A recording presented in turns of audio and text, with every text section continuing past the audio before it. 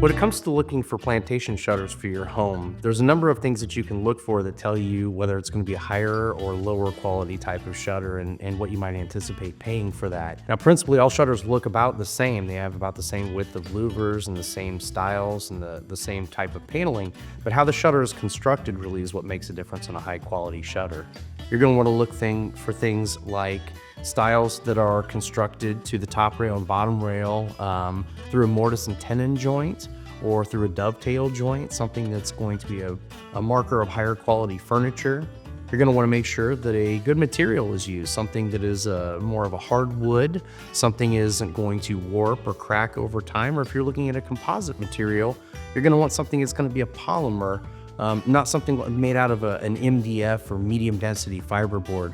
Those tend to be much heavier, and of course if they get wet, they swell and it ruins the shutter altogether. So there's a few things that you want to look for in the construction of using the shutter. Are the hidden hinges inside the styles, or are they exposed on the exterior, and can they be repaired easily? The front tilt bars, are they attached with a staple or are they attached with a plastic piece? These are all things that you might not notice at first, but when you get in and you really look at the quality and construction of the shutter, you can definitely see the differences between the ones that might cost you a little bit more and last a little bit longer than those that might be an entry-level price point and something that works for just now. When you look at a shutter and you notice some of the things that you might have space between the styles, and the style is the wood piece on the sides of the shutter that connect the top rail and the bottom rail that frame out the louvers that are in it.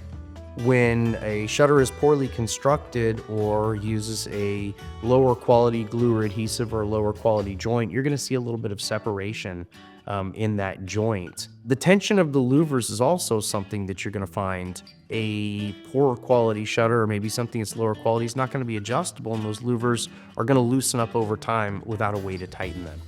A premium plantation shutter, be it wood or a composite material, should be a one-time purchase. Once you buy a nice set of them that is durable and quality and has a good warranty, you should really never have to replace those outside of wanting to replace the color or maybe the configuration of the shutter on the window.